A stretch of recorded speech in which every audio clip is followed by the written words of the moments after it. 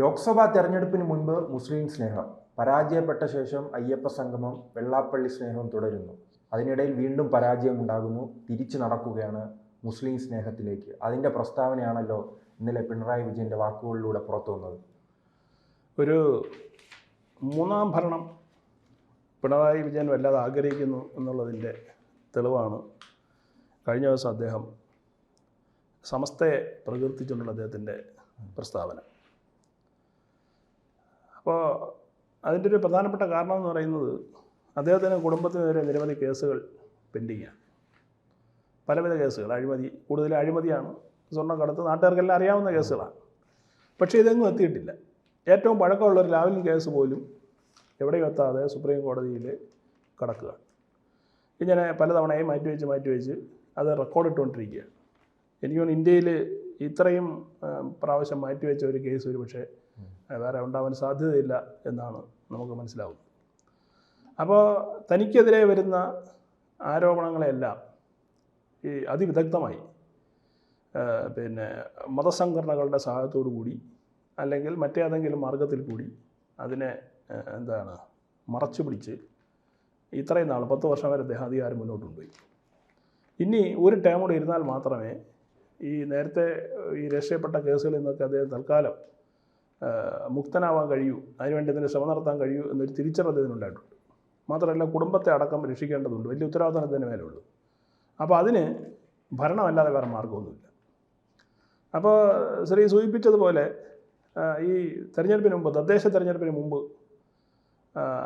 ഒരു ശ്രമം മുഖ്യമന്ത്രി പയറ്റിയത് ഈ ഹിന്ദു സമുദായത്തെ അടുപ്പിക്കാൻ പറ്റിയ വല്ല മാർഗമുണ്ട്. അതിനാണ് വെള്ളാപ്പള്ളിയെ കാറി കയറ്റിക്കൊണ്ട് പോയതും സുകുമാരൻ നായരെ ആശുപത്രി കണ്ടതൊക്കെ അതിൻ്റെ ഭാഗമായിട്ടായിരുന്നു. അപ്പോൾ ഇവർ രണ്ടുപേരാണല്ലോ ഹിന്ദുക്കളുടെ പ്രബല സമുദായം എന്ന് പറയുന്നത്, ഈഴവരും നായന്മാരും. ഈ രണ്ട് കൂട്ടരെയും കൂടെ നിർത്തി മുന്നോട്ട് പോവാം എന്ന് ധരിച്ചിരുന്നു. കാരണം തെരഞ്ഞെടുപ്പ് അടുക്കുന്തോറും മുസ്ലിങ്ങൾ കൂടുതൽ UDF ചായുന്നു എന്നുള്ള ഒരു ഭീതി മുഖ്യമന്ത്രിക്കുണ്ടായിരുന്നു. റിസൾട്ട് വന്നപ്പം ഏതാണ്ട് അത് സത്യമായി. കാരണം വലിയ തോതിലുള്ള തിരിച്ചടി പാർട്ടിക്ക് കേരളത്തിൽ അങ്ങോളം ഉണ്ടായി.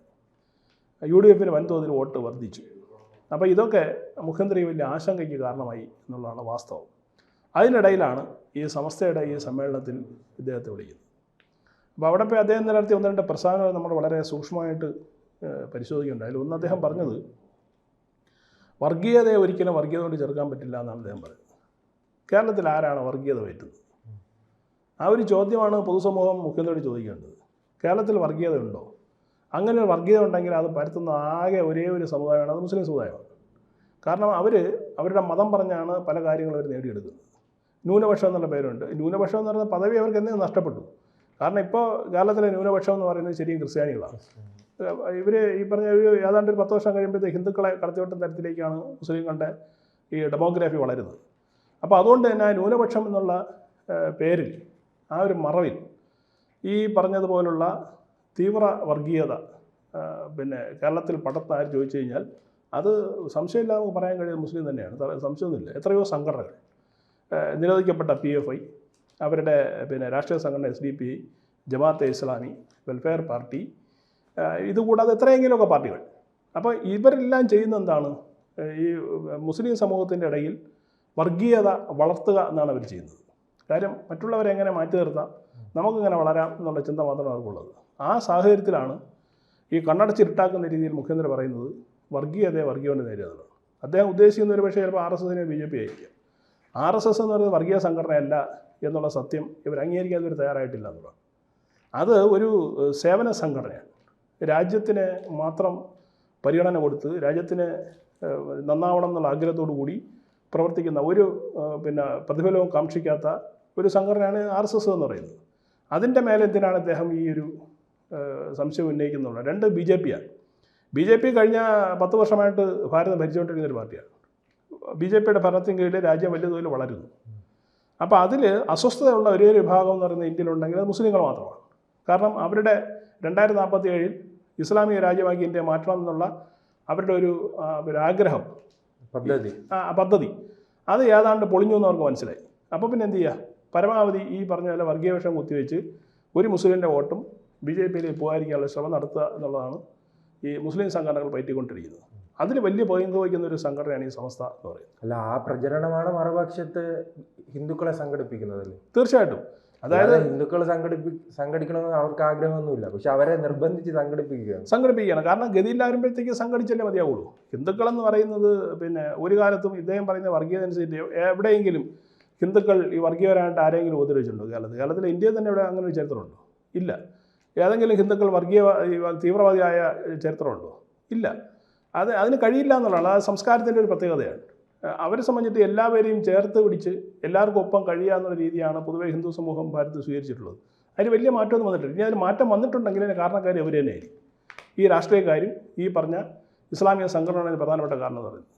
ഇവിടെ ഇപ്പോൾ കോൺഗ്രസ് ഒരു പക്ഷത്തു നിന്നുകൊണ്ട് ലീഗിനെ കൂട്ടുപിടിച്ച് ഈ തദ്ദേശത്തിൽ കിട്ടിയ മുൻതൂക്കത്തിനനുസരിച്ചിട്ട് സർക്കാർ ഉണ്ടാകാൻ കഴിയുമെന്നുള്ള പ്രതീക്ഷയിൽ UDF മുന്നോട്ട് പോവുകയാണ്.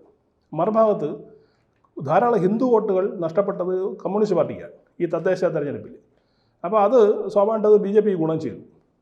ഇത് ആശങ്കപ്പെടുത്തുന്ന മുഖ്യമന്ത്രിയാണ്. കാരണം ഈ ചോർന്നു പോകുന്ന ഹിന്ദു വോട്ടിനെ പകരം വയ്ക്കാൻ അദ്ദേഹത്തിന് വേറെ ഹിന്ദുക്കളെ കിട്ടാനില്ല. അപ്പോൾ പിന്നെ എന്ത് ചെയ്യുക?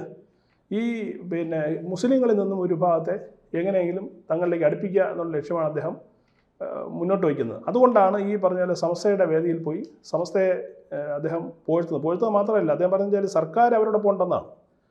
അപ്പോൾ ഒരു സർക്കാർ അതിനെ നയിക്കുന്ന മുഖ്യമന്ത്രി പലരും ഈ തെരഞ്ഞെടുപ്പിന് ശേഷം ചൂണ്ടിക്കാണിക്കുന്നതാണ് പൊളിറ്റിക്കൽ ഇസ്ലാം കേരളത്തിൽ വളർന്നാൽ അതിനുള്ള ഏറ്റവും വലിയ ഉദാഹരണമാണ് മലപ്പുറം. കഴിഞ്ഞ തെരഞ്ഞെടുപ്പിൽ CPM അവിടെ കിട്ടിയത് 0 സീറ്റാണ്.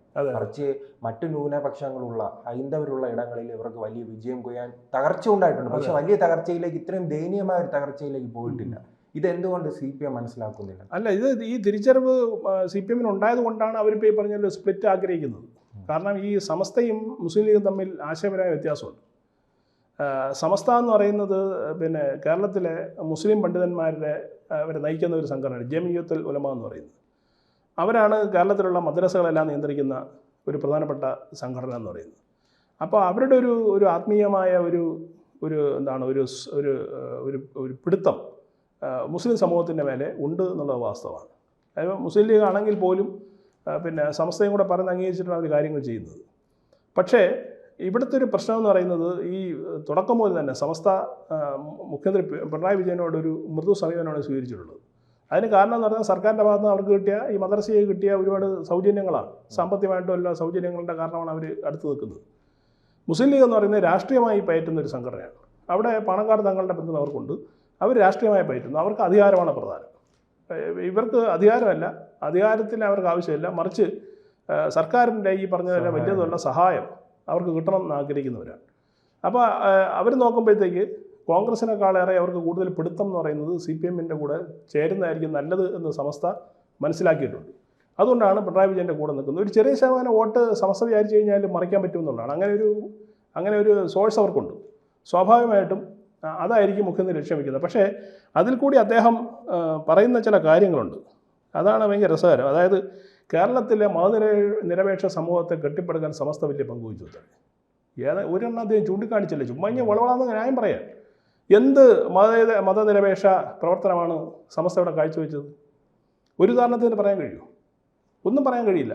ഇവർ ചെയ്യുന്നതല്ല അവരുടെ മതത്തിന് വേണ്ടി മാത്രമാണ്. മതത്തിന് പുറത്തുള്ള വേദിയിൽ നിന്നും പെൺകുട്ടികളെ ഇറക്കി വിട്ടു. അതൊരു നവോത്ഥാനമാണല്ലോ. അതെ, വേദന പെൺകുട്ടി ഇറക്കി വിട്ടു. അവരെ ഈ പറഞ്ഞതുപോലെ പൊതുവേദികളിൽ വരാൻ അനുവദിക്കുന്നില്ല. പിന്നെ എന്താണ് ഈ പറഞ്ഞതുപോലെ ഇതേ മുഖ്യമന്ത്രിയുടെ പാർട്ടിയാണ് പിന്നെ ധാരാളം മുസ്ലിം യുവാക്കളെ രാഷ്ട്രീയ വിരോധത്തിൻ്റെ പേരിൽ വെട്ടിക്കൊല്ലുകയൊക്കെ ചെയ്യുന്നത്. അപ്പോൾ ഇതൊന്നും ജനം മറന്നിട്ടില്ല എന്നുള്ളതാണ്. 4 വോട്ടിന് വേണ്ടി പിണറായി വിജയനും ഇത്തരത്തിലുള്ള പിന്നെ കാലുപിടുത്തം നടത്തും എന്നുള്ളതിൻ്റെ ഏറ്റവും വലിയ തെളിവാണ് കഴിഞ്ഞ ദിവസത്തെ പ്രസ്താവന എന്ന് പറയുന്നത്. ഇദ്ദേഹം ഒരു 3-4 ദിവസം മുമ്പ് ജമാഅത്തെ ഇസ്ലാമിയെ കുറിച്ച് പറഞ്ഞുകൊണ്ടിരുന്നത് ഭയങ്കര കുഴപ്പക്കാരാണ്, തീവ്ര സംഘടന എന്നാണ് പറഞ്ഞത്. ആ തീവ്ര സംഘടന UDFനോട് ചേർന്നുകൊണ്ടാണ് മുഖ്യമന്ത്രി അങ്ങനെ അഭിപ്രായം പറയേണ്ടി വന്നത്. പക്ഷേ ഇവിടെ ഇപ്പോൾ സമസ്ത എന്ന് പറയുന്നത് അദ്ദേഹം മതനിരപേക്ഷയെ ഉയർത്തിപ്പിടിക്കുന്ന ഒരു സംഘടനയാണ്. ഇവരില്ലെങ്കിൽ കേരളത്തിലെ മതേതരത്വം തകർന്നു പോകും. അതുകൊണ്ട് നിങ്ങൾക്ക് എല്ലാ സഹായം ഞാൻ നൽകുമെന്ന് പറയുന്നതിൻ്റെ അർത്ഥം എന്ന് പറയുന്നത് പിണറായിക്ക് പേടി തുടങ്ങി എന്നാണ് എൻ്റെ അർത്ഥം. തെരഞ്ഞെടുപ്പിൽ തോൽക്കും എന്നുള്ള ഭീതി അദ്ദേഹത്തെ വലിയ തോതിൽ വേട്ടയാടുന്നു. അതിനെ എങ്ങനെ കൗണ്ടർ ചെയ്യാം എന്നുള്ളതാണ് അദ്ദേഹം ആലോചിക്കുന്നത്. അതിൻ്റെ ഭാഗമായിട്ട് മാത്രം ഈ പ്രസ്താവനയെ കണ്ടാൽ മതി എന്നാണ് എനിക്ക് തോന്നുന്നത്. കൂടുതൽ വാർത്തകളും വിശേഷങ്ങളും നിങ്ങളിലേക്ക് എത്താൻ ABC മലയാളം സബ്സ്ക്രൈബ് ചെയ്യുക, ബെൽ ബട്ടണും അമർത്തുക.